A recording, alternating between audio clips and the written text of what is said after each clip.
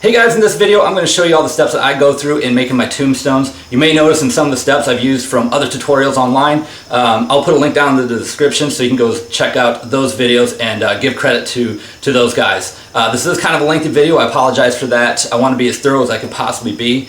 If I did it right, at any time if you're on a step that you don't want to watch, you should be able to click down the bottom right corner and it'll advance you to the next step. That's all I got, so what do you say we go make some tombstones?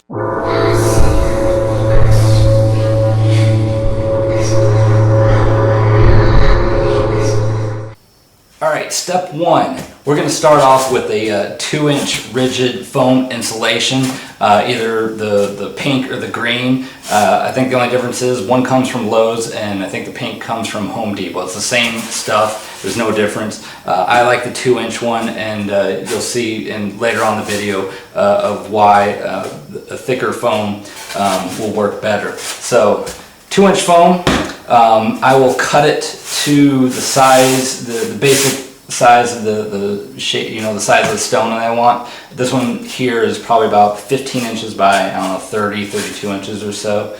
I will cut it on just a regular table saw with a regular table saw blade. You can use all sorts of different things. You can use a band saw if you have access to one of those. You can use a jigsaw like this. If you're cutting 2-inch foam, you just got to keep in mind that your blade needs to be long enough that as the blade retracts, it's still penetrating all the way through the foam. Otherwise you're going to have problems with it, you know, blowing out the backside of it. The only problem is the longer the blade that you need to find, it's harder to find a finer tooth blade. This is about the only one I could find. The finer the tooth blade that you have, the smoother cut you're going to have on your edges, and the less sanding that you have to do. So just keep that in mind. So anyway, cut out the basic shape like that, and then what I will do is I'll go on to Google, do a Google image search for tombstones, and you can find a million different tombstones and shapes and whatever, and find one you like.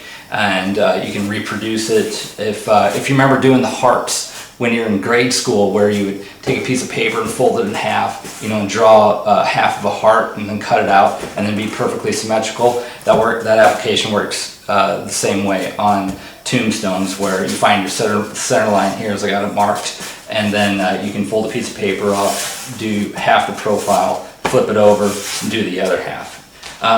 One thing that I do, I draw mine up on a program. I use AutoCAD. You can do it on many different programs. You can use a program like GIMP, you know, Microsoft Paint, you name it.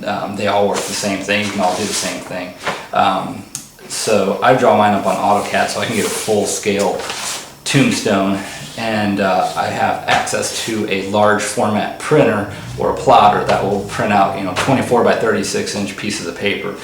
From there I can cut it out and then simply just take a Sharpie and trace the edges, as you can see here, like I did. So once I got it traced out, got my profile on there, I will, you know, cut out the profile. I use a bandsaw just because a bandsaw will get a perfectly perpendicular cut as it cuts.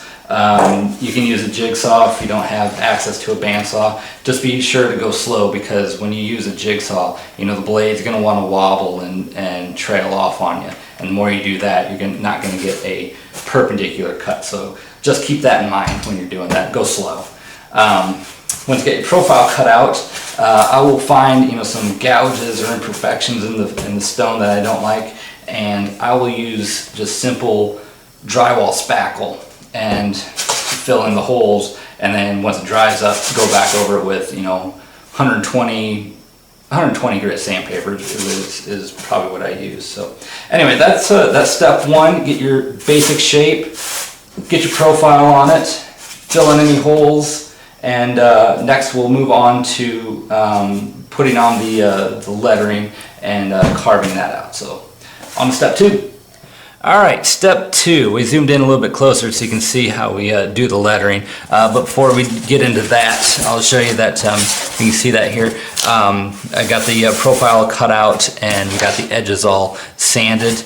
I use a pneumatic sander, 5-inch disc sander that works really well. For tight corners like this, I'll just use do it by hand with 120 grit sandpaper. You can also get these from Harbor Freight. This is just a electric palm sander with I think it's what, 4-inch sandpaper on there. So anyway, we got the profile cut out. Obviously we switched tombstones. We're onto a pink one now. So when I do my lettering, I do mine all by hand. You can do them by Dremel, all sorts of different things. You can use an X-Acto knife. I use just a regular old box cutter razor blade by hand. An X-Acto knife would work probably better, but this foam tends to eat up razor blades fairly quickly, so I just use these instead of using the expensive X-Acto knife blade. So anyway, when I first start carving, I will look for any letters that have enclosed areas like R's, A's, O's, P's, anything like that, and I will do the insides first before doing the outsides, because if I went and did the entire outside of the lettering first, then I lose this inside. It'll just fall off. So I'll start with the inside stuff. So when I go to cut out the lettering, what I'll do is, I'll start in the corner and I'll hold the blade at a 45-degree angle. What we're doing is we're cutting a V groove, all the way around. So I'll hold it at about a 45-degree angle to the lettering, and I'll start at the edge and we'll cut it in. So when I cut the letters, I want the blade, when I do the other side, I want the blade to crisscross. That way that piece of foam will create that V, which will just pop out, hopefully, if we get all the way through. And if you got a sharp enough blade, you can just pull it through and it'll just slice right through. Sometimes you gotta use a little bit of a sawing action, you know what I mean? So we'll go through here, and I'm gonna do this whole letter. Radiuses are kind of tricky. Another thing to keep in mind is pick out the font that you're using. Make sure you use a font that's not going to be too big of a pain in the butt to cut out, you know what I mean? Because if you get too intricate of a font, like a really scripted one, it's going to take forever for you to carve it out. So anyway, so we got the inside, you see, cut out there. If I would, like I said, if I would cut the old profile out, I would have lost that in there, and I wouldn't have known where to cut. So let's come back through here.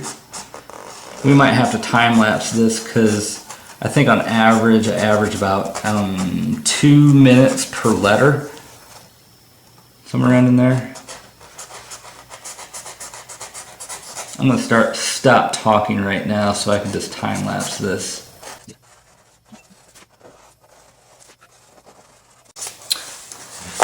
Alright, so now that we got the lettering all cut out, I don't worry about doing the little edges here because those will just pop out. So if I start here in the middle, if I did this right, it should pop right out.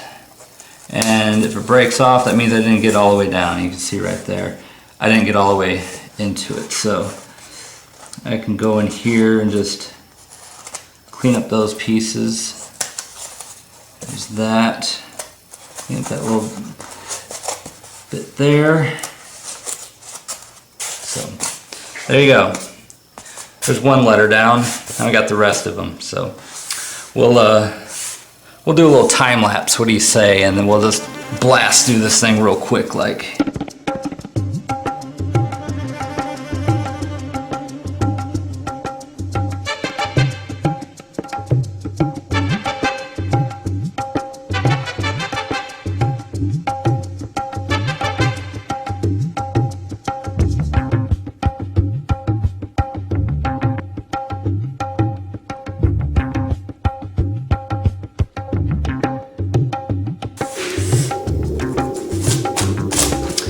And we're done.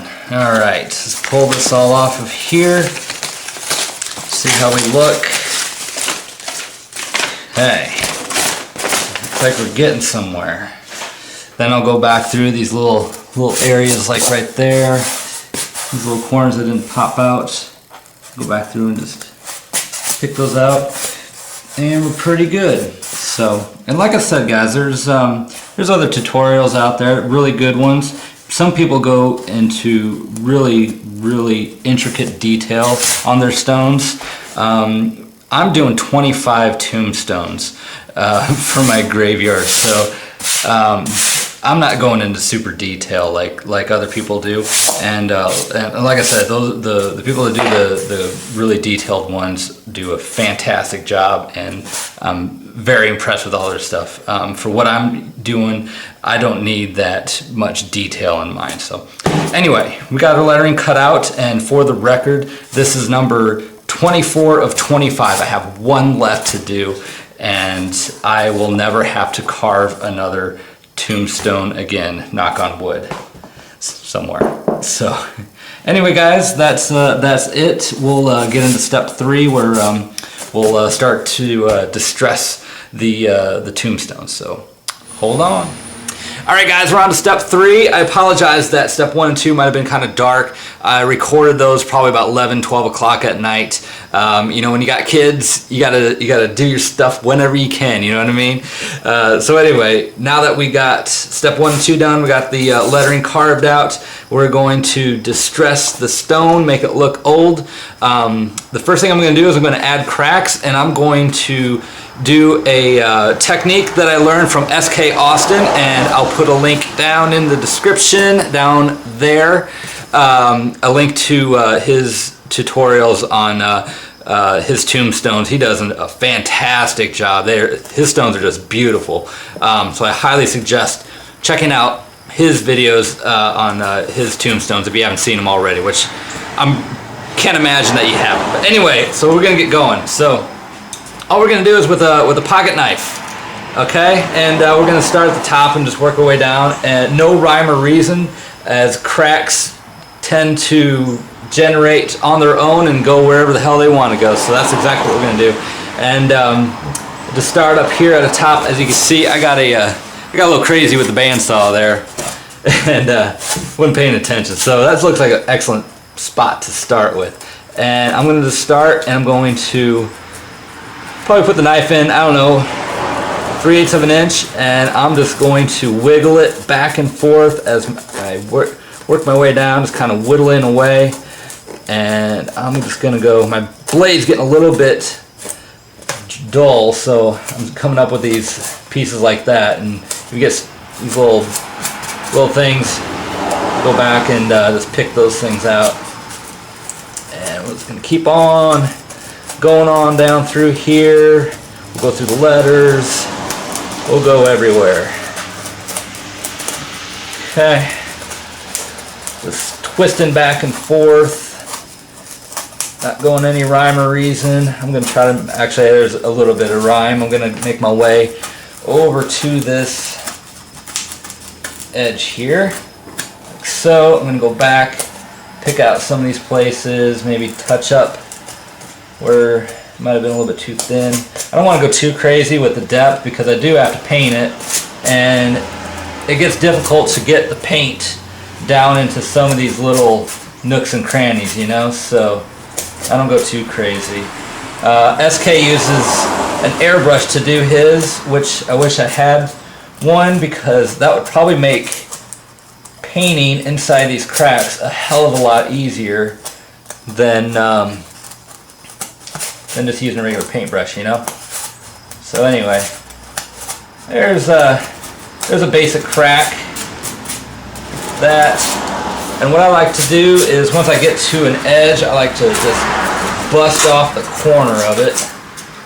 Big old chunk. There we go. Like that.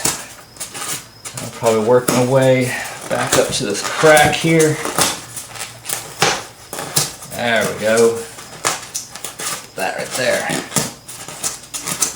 Like that. Okay. do the same thing up here at the top. So, I'll take that whole corner off. Why not? This thing's old. It's been sitting in the yard or sitting in the graveyard for years and years and years. So, okay. So there we go. I got one crack done. I'll probably add, you know, 2, 3 more. I don't go too crazy with mine, but you get the basic idea of how I did that. Now, as far as the edges, what I like to do is, I think SK, he just takes the knife and drags it along here, like so, and chips up the edges. I'm going to take a rasp, like this.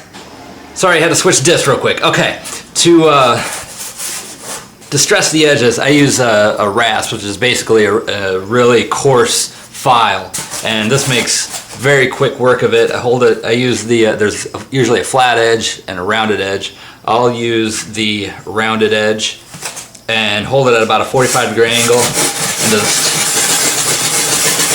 make a kind of like you're brushing your teeth in circular motions, you know? And I'll go around the entire stone like that. So, trying not to make it look too uniform. I'm doing this a little bit prematurely. Usually I want to get all my cracks and stuff in here, but I just want to give you an idea. I'll do every single edge, front and back, the corners, everything. And yeah, let's go around there.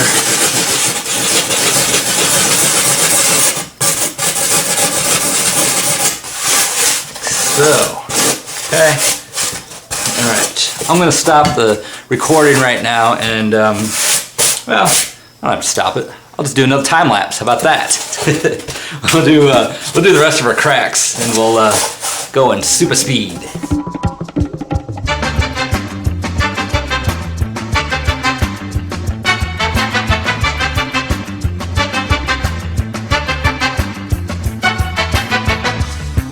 All right, there we go. All done. Next thing we're gonna do is we're gonna put a little heat on it. This is where you gotta be very, very careful. Look, this is a brand new heat gun. I mean, I've never even taken the twist tie off the cord yet. It's so new. My old one died. But yep. So we gotta be very careful when using a heat gun for a couple different reasons here. Number one, first and foremost, whenever you heat up styrofoam like this, it puts off fumes that is toxic that you really don't want to be breathing in. So make sure you're in a ventilated area. Probably should wear a respirator, just like I am not. We'll just say I am. Since I'm not in the shot, I'm wearing a respirator right now, okay?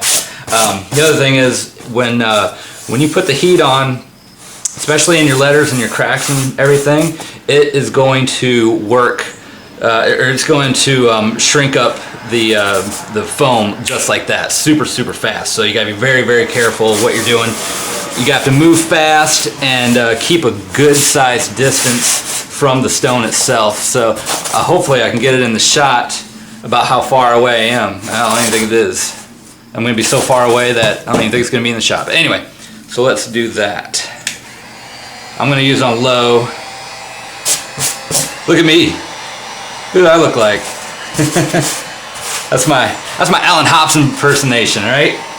So from doing the rasp and everything, I got all these little rough pieces and stuff. So very quickly, I'm gonna go down and melt this up, melt that down just a little bit. I don't know if you guys can see the actual transformation as I do that. You see these cracks, how they open up? Are you seeing that? They open up pretty quick, especially on that letterings, man. You gotta be very careful. Careful so it doesn't, you don't go too crazy, because otherwise you can really ruin your stone real quick if you're not careful. Did I say careful enough? Be careful, guys. Be responsible when making your tombstones, right? I'm gonna go all the way around my edges. Oops, just like that. You see that? I got way too close. And it just basically, damn it, did it again. made it, see how far? I'm probably a good 12 inches away, I'd say. Okay, get all our edges up here, so get that top better. Okay, get these top edges. Oh yeah, too much, that's okay. It's not perfect. Do this edge here. Do this edge here.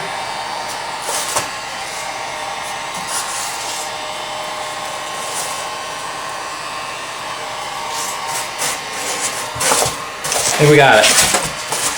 Now, I'm also going to hit some of these spots in here and I'll give it some texture. You see that? I'll give a little bit of texture to the stone itself.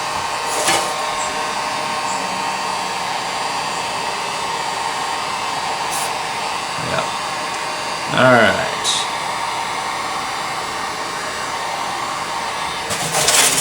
A little bit up here.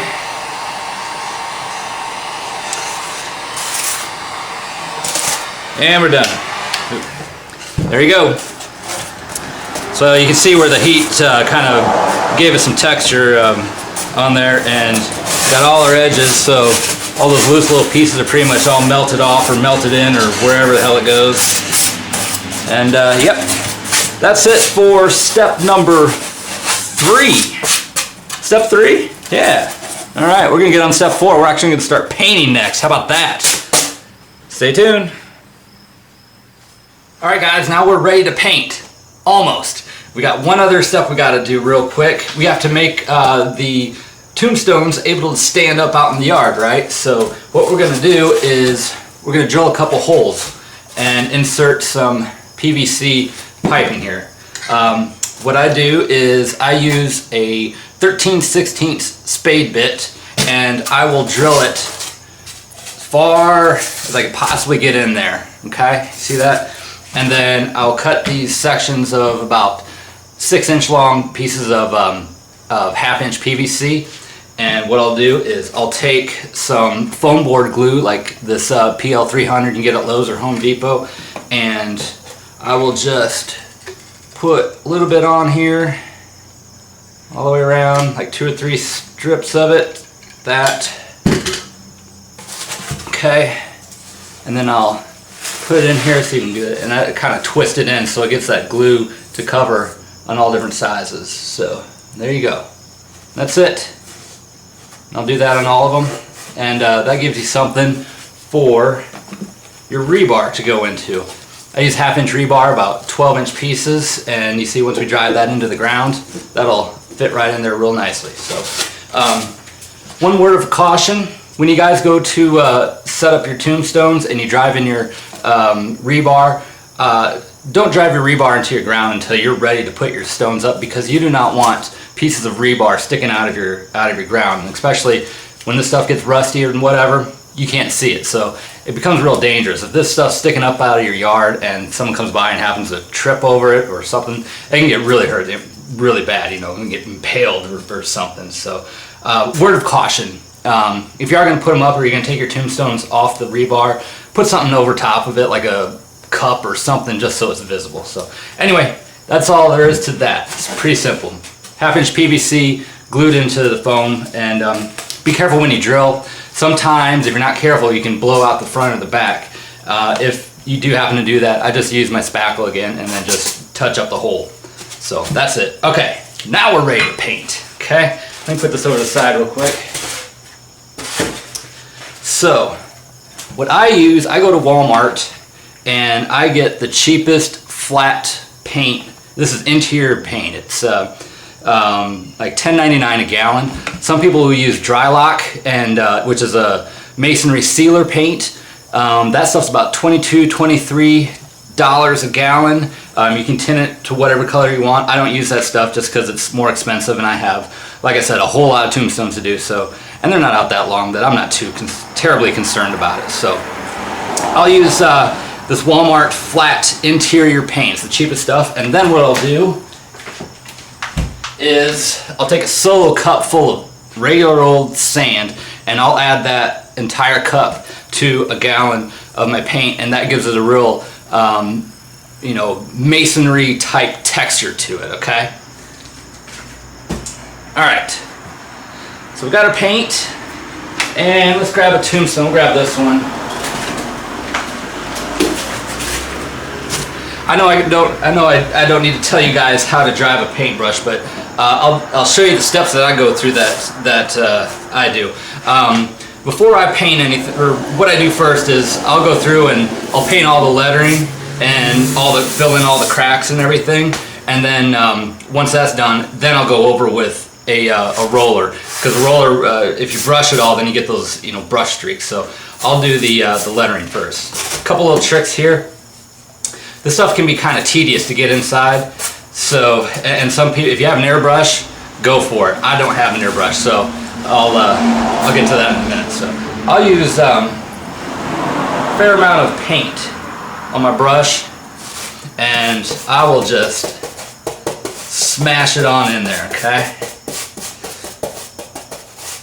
All right, and you'll get like little puddles and stuff inside the lettering, and we'll address that here in a second. I'll show you how I do that.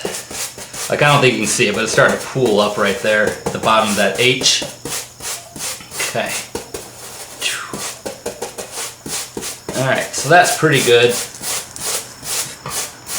And if there's some really deep spots, I'll go back through with like a you know, real small paintbrush and work in the little holes there. So lettering's pretty easy. These cracks can be pretty tedious though, so I will use a good amount of paint, like I said, and I will cover that entire crack. You see there?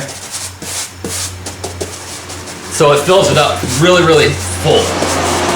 I don't want to see any cracks inside there, okay? Get it nice and full. Come on, work it in there. All right, and then I'll go back over and I'll brush it down, and I always go top to bottom when I'm brushing. All right, so now I got all this paint that's pooled up inside my cracks, right? And like I said, I don't have a airbrush. So I use my makeshift airbrush, all right? So with, it takes very, very little air pressure, like probably like 10 pounds, not even 10 pounds. And I just very lightly blow into these cracks, and what it does is it actually shoves that paint down into the cracks and cleans it up pretty good. And I'm like I said, I'm just very barely blowing this in here. Be careful, because it will splatter everywhere if you blast it too hard. So I don't know if you can see that there, but you can see the crack starting to show up again. See there, it's splattering, and it kind of blows everything out to the side. You can see there. Okay, piece of cake. Then I'll take my brush again, and I'll start at the crack, and I'll work down, so I'm not brushing it back into the crack. And like I said, by doing that, it forces that paint down into the crack, so you don't see any of the green foam down in there anymore. So that's pretty much it. For like I said, I'll go through, and everywhere that the paint roller won't get, like these big chunks that are taken out, the cracks, the lettering, I'll do all that first, and then I'll go back over with a like a 3-4 inch roller brush. I'm not going to show you that. Once you get to that point, I'm sure you guys know how to drive a roller brush. So, all right, that was what, step number 4. So stay tuned, and we're going to get all the base coats put on, and then we'll start the dry brush. Thanks. How's it going? Good. All right, where are we at? Step 5, I think. All right, so we got all our base coats done. We got both sides painted. Now we're going to move on to doing some dry brushing, but before we do the dry brushing, we're going to darken up our letters here. So this takes a great deal of precision measuring to do this. So what I do is I take some acrylic black paint that you get from Walmart. I think this is like $2. And like I said, it's very, very precise. We're going to do that, squirt some in a solo cup, and then we're going to take some water. And if you can see that, that's not even clean water. It's what I've been using all night. I'm going to put a little water in there, and I'm going to mix it up. Basically what I'm doing is I'm making really watered down, runny black paint. And I think that is going to do the trick. So, alright, we'll jump right into this. We're going to just basically darken up these letters, and you want to be very careful how you put this paint on. You want to be very, you know, precision, surgical precision when doing this, okay? As you can see, as I'm doing here. That was a joke, by the way. If you didn't catch that, it's late. It's like 11 o'clock at night on a Wednesday, which is why it's so dark in here. But as you can see, I'm just slopping this stuff in here, and we're not going to leave it like this, don't you worry. We're going to clean it up. So, get this in here. We'll get the end done. We'll do the whole thing. It doesn't take long, right? So I was thinking about why I was doing this video, because there's other tombstone videos out there. And other tombstone videos that I've seen do some very intricate stuff. And I am not doing that in this. Oops, that's nice. I'm not doing that in this video. Or maybe a two-part video is kind of running long. I'm doing this as a, I think I'm going to call this Tombstones for Dummies by a dummy.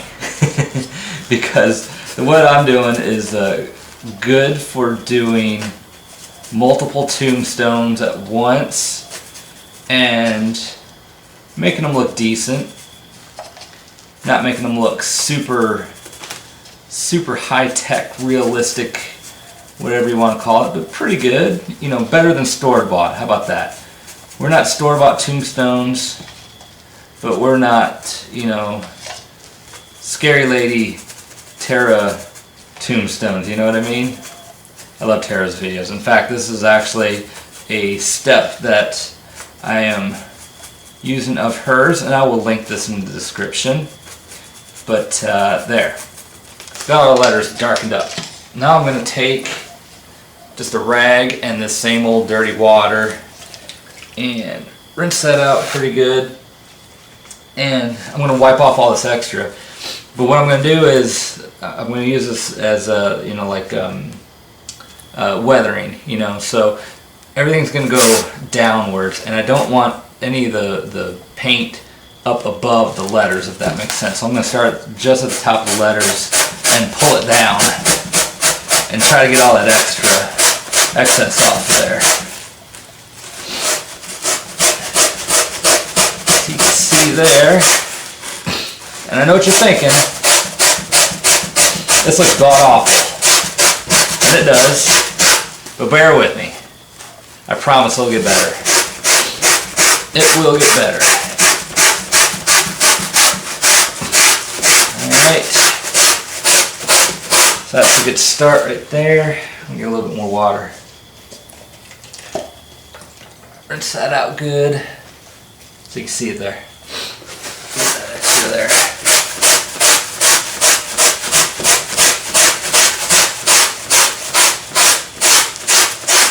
Alright, I know what you're thinking. Like I said, it's terrible, right? Well, we're also going to be doing dry brushing over top of it, and then we're going to go back and do some tea staining over top of that, so don't worry. It'll all look good when it's all said and done. I think. I hope. It has in the past, so I think I'll do this again. So, there, we got our lettering all darkened up. Now I'm going to take this, I'm going to set it over to the side, I'm going to stand it up, and you want to... Alright, sorry about that, my camera went bonkers on me, but like I said, I'm going to set this over to the side, and what I was about to say was, when you stand it up, the paint, that watery wet paint is going to want to run, as you can see here, which it's doing. So what I'll do is keep an eye on it, and come back over here with a wet rag, and just drag it down there, and you get these cool streaky things coming off the lettering here. Oops, hold still. So I'm not going to go crazy trying to get it all off because I actually like that. I'm going to keep it that way. Yeah, I'm liking that, especially right there in that E. Yeah. So anyway, I'll show you a back up here. And this is what I got going on. This is number 12 I've done tonight. And here's all the other ones I've gotten so far. Pardon the mess in my garage as I make my way all the way around here. I got another one back there. So anyway, let me put the camera back up here, and I'm gonna pull that Ron over back over here and do one more thing. Hold on. All right. Like I said, we got these nice cool streaks going on here. And I got other ones going on I got to attend to around here also. But another thing I want to do, these big chunks that we took out, I'm going to do the same thing. And I'm going to darken these up here real quick. Not getting every single bit of detail in here. But that, and then this is the same wet paper towel I've been using all night. And then I'm just going to go and I'm going to blot it. And I'll give it a little bit of texture and depth in that paint, and any extra I'll kind of try to wipe off here. So I'll do that on all these big chunks that are here on the corner, like this one there, and this one down here, like so. Okay. Oops. Squished it too much, got too much water in there. Alright. There we go. Okay, I'm going to set this one off to the side. Let that paint kind of set up a little bit, and I'll grab a different one here.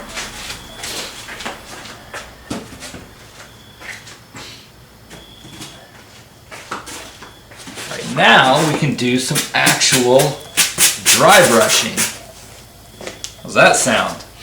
So, what I'll do, and again, this was actually a mist tint at Walmart, as you can see, reduced 50%, you can see that, of a lighter gray. It's actually kind of like a bone gray or whatever. So what I do is I take a piece of cardboard, and this is the same dry brush technique you've probably seen other places, and if you haven't, this is dry brushing.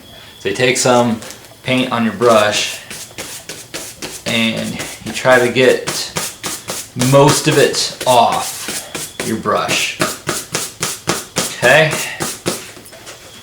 And then picture when you're, let me turn this around. Again, with the weathering, everything's gonna weather downward, right? So you don't want to go horizontal across because that just probably wouldn't look that great. You can if you want. I wouldn't recommend doing that. Alright, so we're there at the top. So I'm going to start at the top here and just drag it lightly down. I start off lightly just to get a feel of how much paint's on the brush. And then you might start pressing a little bit harder to get some of that other paint in there. I want to make sure I get it all the way at the top. Again, I'm working from the top down. And then some here. Be careful if you go back the other way, because otherwise you might get a spot where you can see where the brush started and stopped. You know what I mean? So I'll get a little bit more paint on here. You see? Nothing to it. There's no artistic technique to it. You're just brushing down, and all that sand that we put in that base coat really causes the dry brushing to pop. Just like that. So do this. What I'll probably do is I'll do the front of this, and then I'll do the sides, and then I'll let it set up for a little bit, and I'll do the other stones, and then I'll come back and I'll do the back side of it. Main thing I want to do is the front though. Get the edges good. Those edges pop out really good. A little more paint. That's pretty much it for the dry brushing. I think you get the idea. You guys can go from here. I'm going to cut it off. I'm going to finish these up, and then next we will do the tea staining. And believe it or not, we're getting very close to having completed tombstones. So stay tuned, guys. All right, I think we're on to step 7 now. I can't remember which step exactly we were on, but we're on to the actual tea staining. I have the assistance of my lovely wife, Amy. Say hi. Hi. All right, so what we're going to do first, this is something that made things go a lot quicker, is I'm going to spray it down with water real quick first, just to get it a little bit wet, and that'll help the paint run. So what we're using is I'm just using some black latex paint and some water. It's about a 50-50 mix, okay? So I'm going to come over here, and I'm going to start here at the top. I'm just going to brush right across the top like so.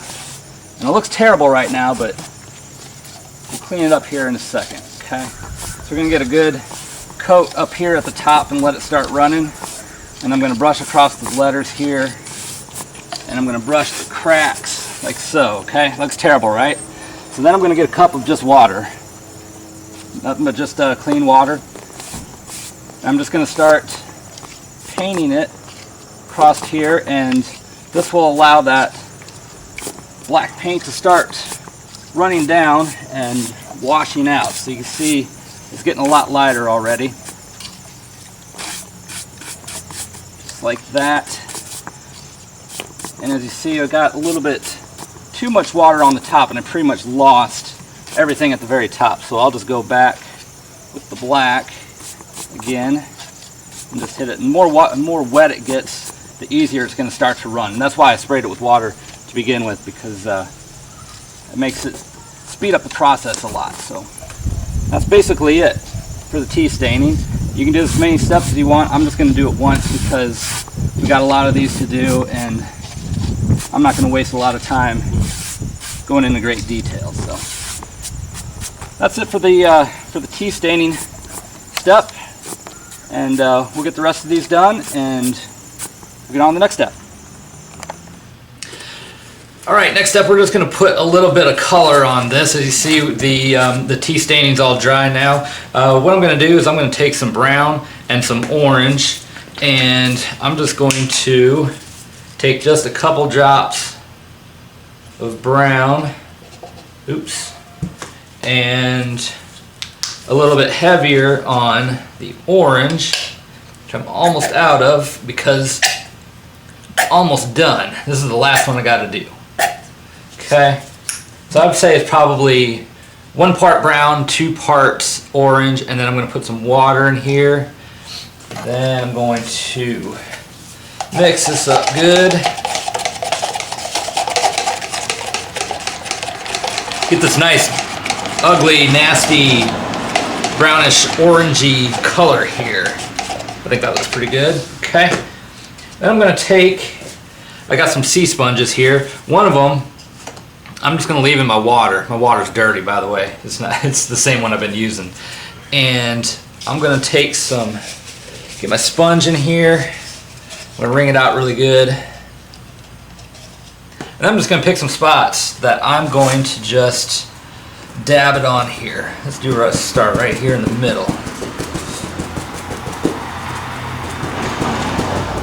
No rhyme or reason. You get quite enough. Don't worry if you get too much. Don't worry if you do stuff like that.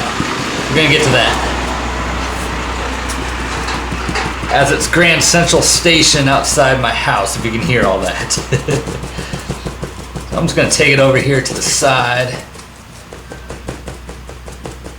Some people don't do very much of this. I kind of like it. I think the more, I mean, I don't want to do the entire stone, obviously. And if you go to a corner, make sure you wrap the sides around, okay? Got a little bit over here, so maybe we'll put some there. And how about just a little bit up here at the top? There we go.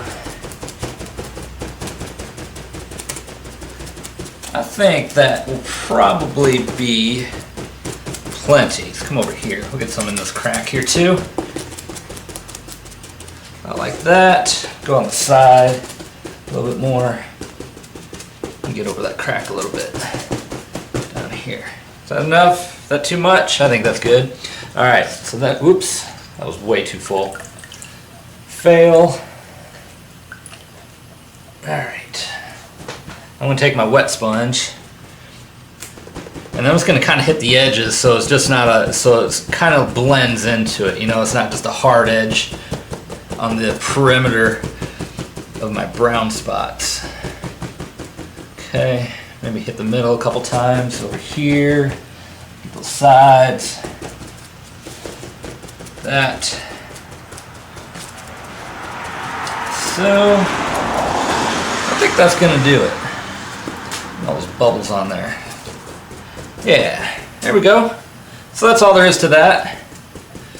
Nothing crazy. We'll set that off to the side. I'm gonna pan over here real quick and show you guys. Look at this.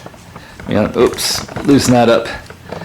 That was number 24. Of course, number 25 is the big one, but yeah.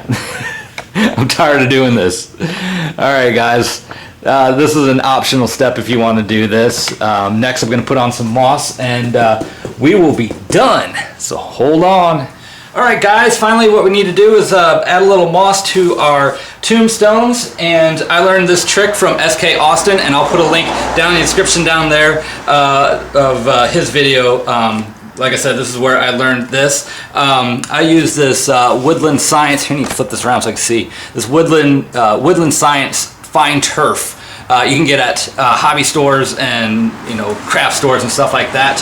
This step is completely optional. I think if I were going to do it again, I'd probably just buy a bag of real moss and glue it on, because it would be a lot faster than this, but this works fine. The glue that SK suggests using is this Liquid Fusion. I went through a whole bottle of it, and when I went back, they were out of it.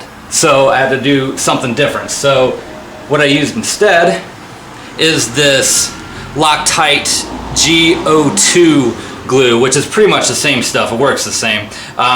If I were to pick between the two, I would pick this Liquid Fusion. It works a lot better. So anyway, we're just going to pick a spot that we're going to put some moss on, and I'm going to do up here around the top.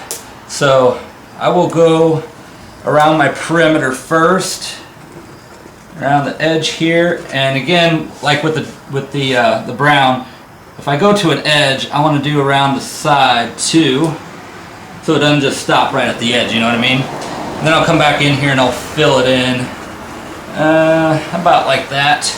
Then I'll use one of these crappy little paint brushes here and fill it in and make sure that it gets 100% coverage and no spots, because obviously if you don't have any glue in some areas, you're not going to have any moss sticking. So get around the edge here, get this edge real good. Go, go, go. Like I said, this is optional if you want to do this. This was pretty tedious, especially for the amount of, for the number of tombstones I had to do. Like I said, I would probably just buy a bag of real moss from the craft store, which I've seen. You can get them all sorts of different colors and stuff. But this is fine. When I'm done with this and it dries up, I'll go back through and touch up with some paint, because this stuff is very monocolored. So, got a glue on. Get that. So then I'm just going to take a cupful of this turf stuff here. I'm just going to dump it on, and that glue is going to hold it as soon as it makes contact. And I forgot to put rubber gloves on. Shoot. So we're going to get a little, come on, a little dirty. There we go. Okay. So normally I'd have a glove on, but I don't. So I'm just going to pat this on just so it makes good contact with all that glue. And looks like I got some bare spots over here. We'll sprinkle some on and tap it on. Like so. Yeah. Come back over here. Knock off all the excess. And when it dries completely, then I'll come back with my finger and I'll get the rest of the excess off. If I try to do it right now, I'd probably end up with a bare spot. So there you go. That's a simple way of adding some moss. Like I said, liquid fusion. I would pick that first. If you can't get that, this Loctite GO2 glue and this Woodland Fine Turf. You don't have to buy big ones like that. They also sell small bags and whatever. I got this off eBay for like $10. I think a bag of it, here it is, small bag of it, $3.99 at the hobby store. So, all right guys, that's it. Final step is once this dries, we'll hit it with some color just because it's so monotoned, I guess is the term. Whatever. All right guys, stay tuned. All right, last up guys. As I said, when we put this this green moss on here, it's very monotone, so, and I don't really care for that, so what I'm going to do is get off all the little extra here. You see it's coming off. Oops, I got wet paint on there. Get the excess off here, and then we're just going to touch it up with a little bit of color. And what I got here are 3 different colors that I use. It's got regular old black, I got some English ivy green, and then I got some super bright lime green here. And all I'm doing is I'm taking a sponge and I'm thoroughly soaking. You see that in here? Probably not. I'm soaking the sponge in the paint. Okay.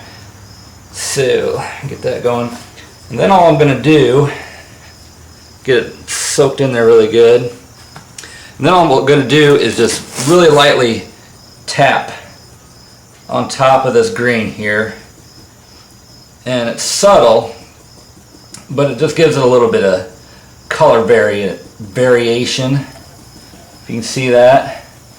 I don't want to tap too hard, and I don't want to, if I tap too hard, I'll get these spots that looks like, it just look like paint just dripped on it. So don't do very much of it, just a tiny little bit. Do it up here. And the order I've been going in is darker to lighter, so I start with my black, and then I go to the dark green, and then I go to the lime green. Okay, so there's the black. I probably could just leave it just like that and it'd be just fine. I don't really know if I gain anything by doing this darker green, but can't hurt, right? So do the same thing, just lightly tap all over. I'm not getting 100% coverage, just you know, sporadic. Like I said, it just gives a little color variance, a little bit of depth to that moss. And then finally the lime green, totally optional. Like I said in the previous step, if I were to do this again, I would probably just buy the bags of moss and glue it on directly. So even though that lime green is really bright in the bottle, when you put it on here, it's very subtle up against the this darker black and the dark green. So there. I'm not gonna go too crazy with it, but I think that's good.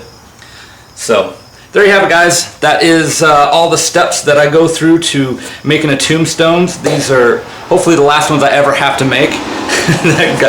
Like I said, I got 25 of them here now, and I think we're good to go. So if you made it this far in the video, I appreciate it. Be sure to give the video a like, subscribe if you're new. I'll have some other stuff coming up. So we'll get back into some animated props again, I promise. So anyway, guys, appreciate it, and we'll check you out on the next one.